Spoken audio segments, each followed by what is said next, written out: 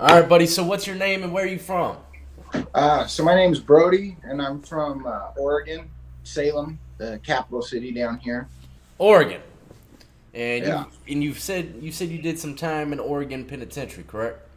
yeah. So three different places, and a lot of people. So I'll tell my story to people that aren't from around here. So when we go to intake, we go to the women's prison. Like that's where they classify everybody. The Is it the women's? women's prison? Yeah. So That's there's four strange. units. It's kind of weird. Like I'll tell people, and they're like, "Yeah, sure." It's not like we're mingling, but it's at their facility that they classify you. So, That's crazy. All right, it, what led you to prison, man? You don't look like too much of a convict. You look like a pretty easygoing guy, man. yeah, I mean, I just got mixed up in drugs.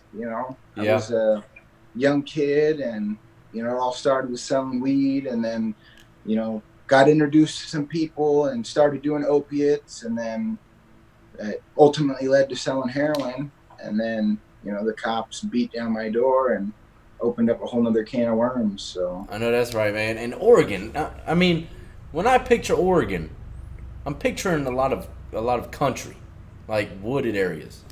So there's, yeah, definitely, most people think trees and water, and it's definitely like that. I mean, but we have, some big cities, and there's definitely urban area, if you will. But I mean, it's just as rampant out here as it is on the East Coast or anywhere else. Okay.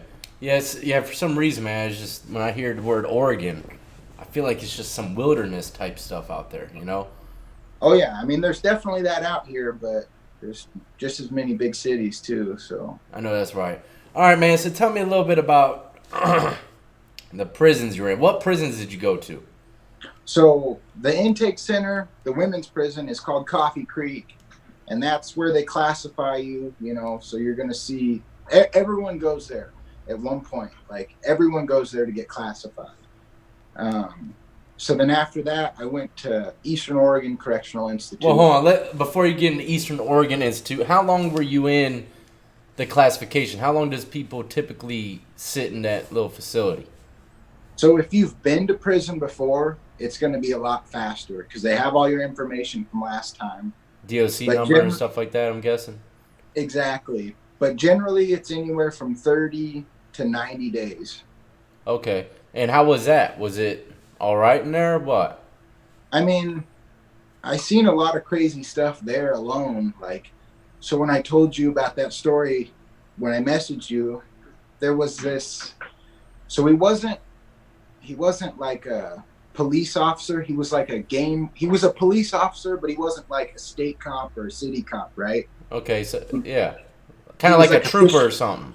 Exactly. All Well, right. he was having an affair with this woman, right? And she threatened to tell his wife or whatever. So he ended up killing her, and he goes to prison. Well, I don't know. Do they have milk machines like where you've been? Like with a nozzle, you just put the cup out and yeah, I Well, mean, yeah, you put these big 3 gallon yeah, gallon they got them crates in in the there. prisons I've been to. Well, some of them have these handles you lift. That's a big weight. Well, this dude figured out he was a cop, and the dude that beat him wasn't going to get out. So he took that milk handle off and he beat this dude to a pulp. Like, And really messed when him you were up. there, Yeah. So it wasn't on my unit, but it was when I was an orderly.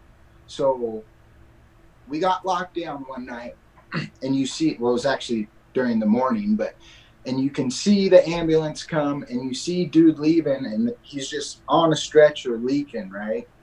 Well, the orderlies go to the Sally Port to meet to grab this cart that has all the trays on it. So I'm like, what was that all about yesterday? Was that you guys, or was that one of the women?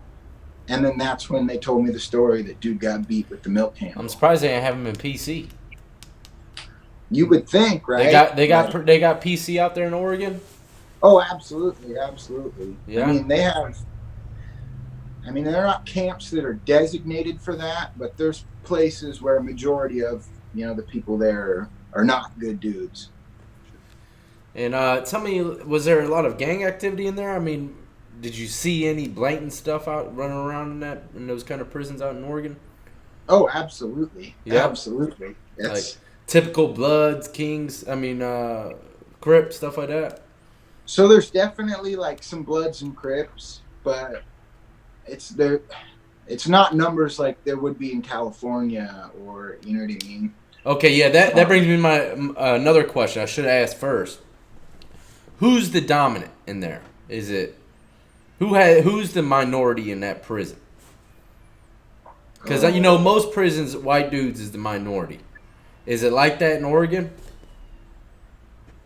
we're definitely not the minority. I would say like as far as numbers go, we're probably like number two, at Okay, least at the places I was at. You know, I can't speak for everywhere, but from what I know, it's like that at most places. Like there's a majority of white people. Like okay, okay. And what? Let's go ahead and jump into the prisons you were about to talk about. What were those called?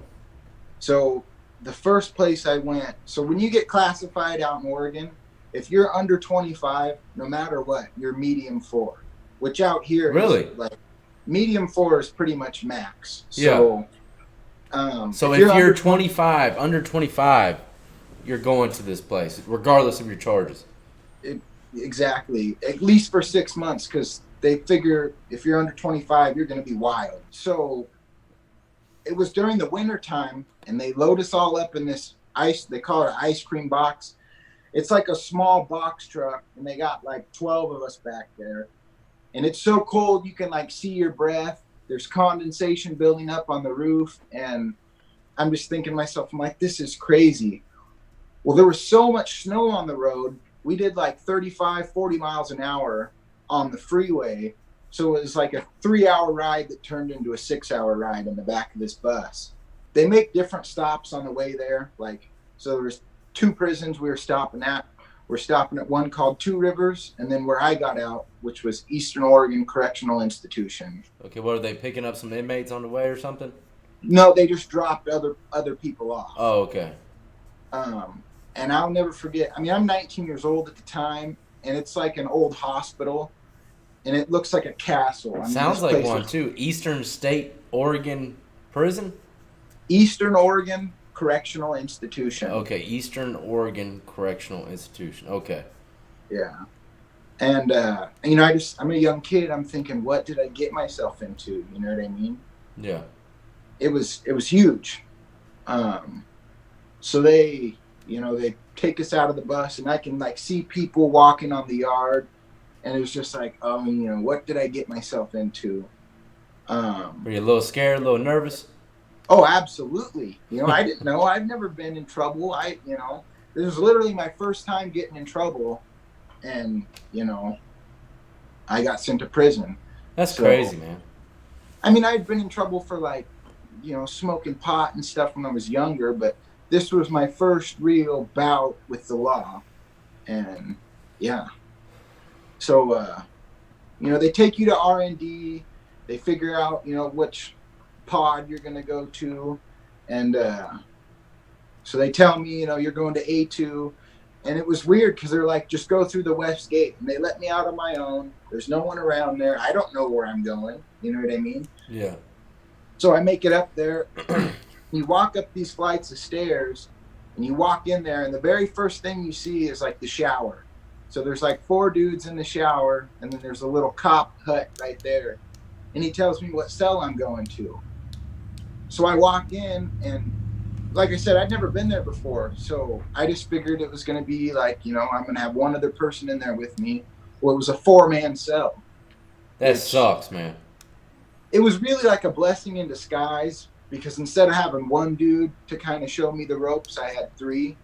So it really... And it kind of, I guess so, yeah, because it would make y'all bond a little better too, and kind of have each other's backs having 4 cellies. I guess I could imagine, And fortunately, they were all really cool. We got along really well. I mean, it worked out really good.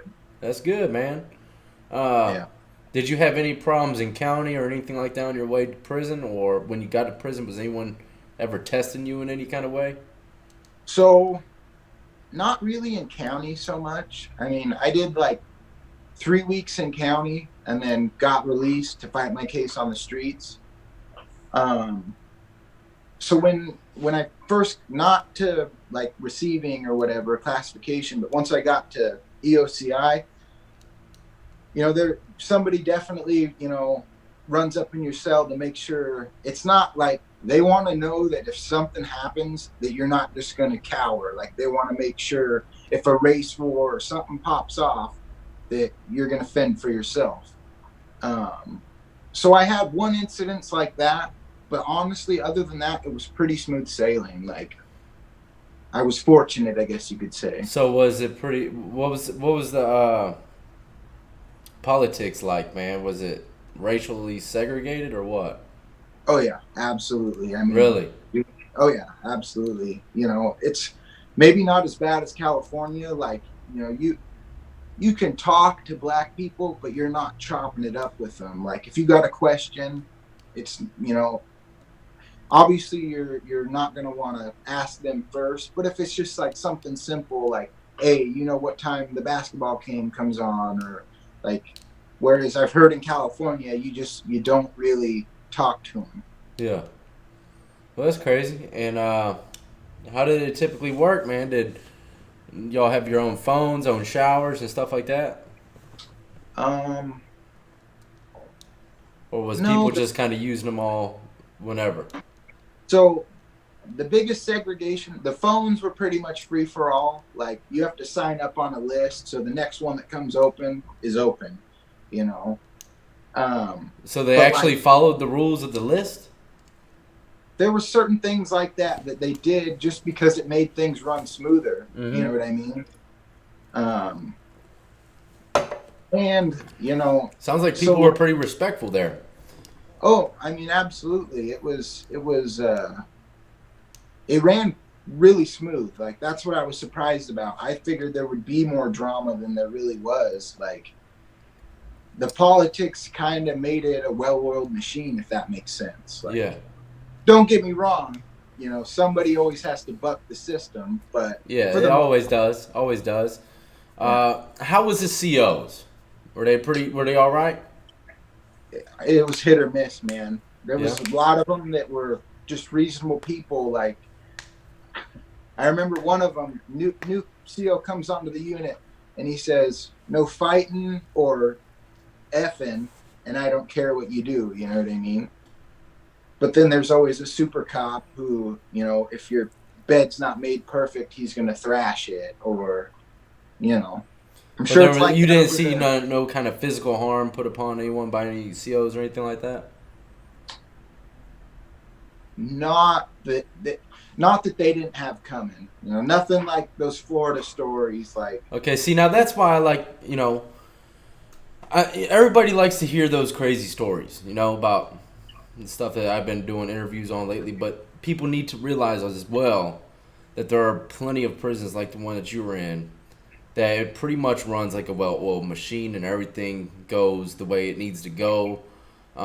The COs, they can be assholes, but they ain't gonna burn you with cigarette butts. That it yeah, just don't happen like that in the majority of prisons. I'm sorry to tell y'all, but it does happen. It does happen, and it's starting to happen more frequently. And it's not so much as the word CO, correctional officer. It's more along the lines of the person who's a correctional officer is an evil individual, because yep, there's a lot of correctional officers out there that help inmates. There's a lot out there that bring in contraband for inmates that are cool inmates and doing, even if they're not bringing in contraband, they're trying to make sure that you're protected and going by protocol. There's probably more out there doing the protocol thing than going against the grain. yeah, you know. And I just wanted to say that because a lot of people might think, hey, I'm trying to have all these people on here talk bad about these officers and stuff, and the truth behind it is, a lot of officers are all right, man. I sat there in the penitentiary, drank my coffee, and talked to a few officers. Even though that stuff doesn't happen in a lot of prisons when it comes to the politics thing.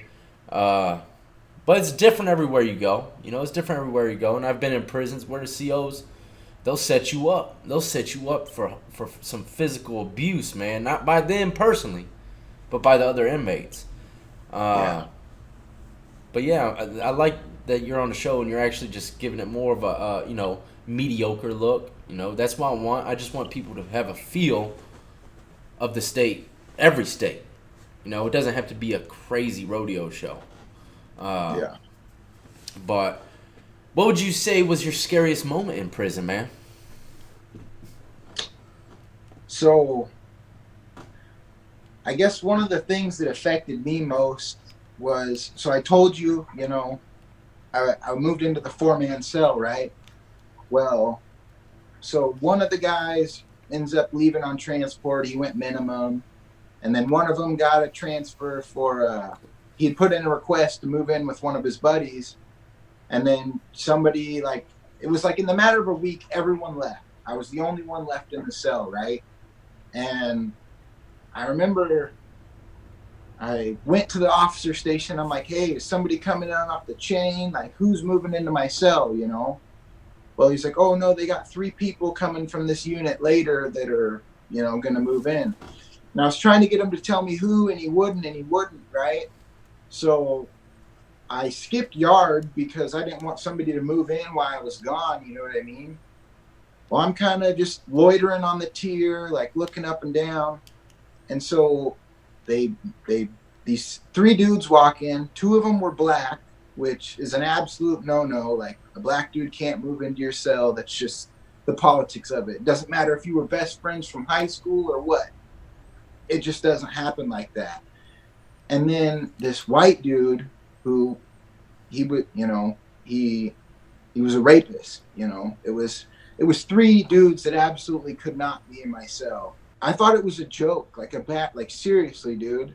And so, you know, they bring their stuff to the door and I'm like, absolutely not, you know, like, and there was 2 things that were going to happen. You know what I mean? Either I was going to end up getting moved or I was going to have to take off on these dudes and go to the hole. You know what I mean? So I told them, I'm like, you guys just leave all your shit right here. And I went up and I pretty much told the officer that. I'm like, you know, I was like, believe me, I don't want to do this, but you know just as well as I do, there's only 2 ways this ends. Well, so he made a call and called the lieutenant, and then he came up and he looked at the 3 dudes and he looked at me, he looked at the officer, and he's like, who approved this? Like, because they know. Yeah, you know, they know the politics. Yeah. Exactly. They're not stupid. And they're like, hold on. Well, it turned out this dude across the way, when one of my cellies left, his cellie left too. So they moved me in there with dude, which, you know, it's kind of a blessing in disguise because I went from the 4-man to the 2-man cell. So, but it was, the reason it was, you know, scary for me, it was because it was like, I didn't want to have to take off on 3 dudes that I don't know. And it ended up working out, but I mean, that was probably one of the most nerve-wracking things for me, just because I didn't want to have to do it. Yeah. But yeah. Yeah, that's not bad, man. Like I said, at least you had an easy ride. How was everything when it came to the yard? How was the yard? Was it like a big yard with the track? Yeah, it was big. You know, it has weights. Like Did y'all have weights? Yeah, we have weights. I mean, they're all like welded well. So there's out there, everything, the weight that's on there is the weight that's on there. So they're welded together, welded on. Okay. Exactly. Yeah, they did that in Virginia right before I left. Yeah. Which, I mean, it's better than not having weights, but you know, you have to run out and get what you want, and that's pretty much what you get for that yard period for the most part. Yeah. See a bunch of guys just sprinting full speed to the weights, huh? That's exactly how it is in Virginia, man. People be hauling butt to get those weights, you know. Well, and then the like super dedicated dudes, like, because there's like 2 yard orderlies, they'll pay the orderlies. To hold it. Yeah. Exactly. Yeah. Same way over here too. They'll hold the weights, and I couldn't stand that because sometimes, you know, it happened too much, and it would piss me off, man, because I'd be one of the first ones on the yard. I'd be one of those guys sprinting to the weights. Yeah. And then I see that some of these weights are flipped over or huddled up in a corner. I'm like, damn, man. But that's that group of individuals, so you can't do nothing about it. But kind of sports, they have softball in there? So they have softball, volleyball. They do basketball games. Those are the big ones. And then they have like they do like tetherball and like some weird stuff. But so let's say softball, for instance. Do they have mixed races playing? So not on the like a group of white dudes will play a group of black dudes, but it's not like white and black dudes on the same team. No. That's crazy, man. Yeah. That's crazy. Let me think here. How was the gambling in there, man? People playing a lot of poker? Oh yeah, that's so. Uh-oh. There's a little bit of poker over here, but the big thing is pinochle for the most part. Good old pinochle, boy. I love pinochle. I played a lot of pinochle. Well, maybe you could answer this question for me, man. I cannot remember what it's called. When you play spades and you got like all spades in your hand, they call it a Boston or there's other words for it, but shooting the moon was for, I think, dirty hearts. Okay. And now pinochle. What is it called when you get every card out of everybody's hand? Oh, I can't even think, dude. I should know. It's almost never happens, correct? Where you get every card out of everybody's hand. That means you pull every trick. Yeah. Everything. You pulled everything. Every point, every non-point, everything. Yeah. That I've only seen it happen once, and I did it, man. I swear on my father above, dude. I did it on Christmas morning in Virginia Beach City Jail, dude. I said, damn, this is the craziest damn Christmas morning I've ever had in my life. Oh, yeah. I ain't never seen that happen ever, man. I'll never forget it. But yeah, pinochle, man. So y'all played a lot of pinochle, huh? Yeah. I mean, and it's kind of weird. So when I was at EO, like we don't have like a card table in the day room. So they'll call certain units and we go down to the chow hall and they play cards down there. So like you're in not the chow hall? Yeah. Like, but it'll be at night, obviously. So like the way even when I got to minimum, we did it like this too. But so we play and we keep track of it on a piece of paper, right? So when the game's over and whoever wins, right? What you do is the person who wins shoots those dudes lists, and then they buy whatever you want from canteen, and then you get it versus you bring whatever to the table. Yeah. Does that make sense? It does, but how the hell were y'all just walking to the chow hall like that? So they call card room, like it's like a. Oh, it's considered like a card room. Yeah, it's like a card room, exactly, but they just hold it in the chow hall. Well, that's pretty damn cool, man. Give you a little more exercise, too. It's kind of like a gym call, but for cards. Yeah, exactly the same thing. And then you can play with other units, too. So. Oh, damn. Yeah. That sounds like a sweet-ass prison, man. I mean, it really wasn't too bad. Yeah. Don't get me wrong. I seen some crazy things, like they had to fire the Mini 14 once on a yard. That was kind of crazy. Like, so I forget what it was about, honestly. I'm off doing my own thing, right? Well, I want to say some native dudes and some white dudes, they get into it, right? And the cops go over there and they're not breaking it up. So they fire around they have a sand pit below the guard tower, Yeah. They fire around into the sand pit. Well, that finally breaks it up, right? Well, this native dude had gotten beaten up pretty good. So they bring the wheelchair over there and they get him into this wheelchair and they're trying to hurry him off the yard. Well, they're going through the softball field and there's like holes and stuff in it. And I will never forget this, dude. They hit one of the holes and this dude flies out of the wheelchair, and his face was all busted up, and just slaps right onto the ground with his face, dude. It was, I Damn. bet, the most painful thing ever. Like, it was crazy. That must have been one hell of a hole, man.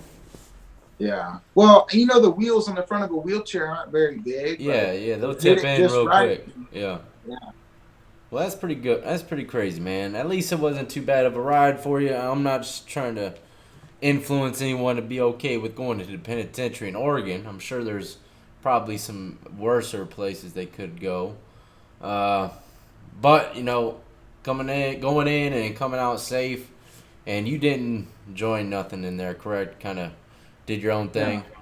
Yeah. That's good, man. That's the best route. Did anyone ever try to get you to do anything like that? Join some kind of clique? Absolutely. I mean, the opportunity definitely presents itself, and you know, I wasn't there for that long. You know, I was sentenced to 30 months, so it never even crossed my mind. You know what I mean?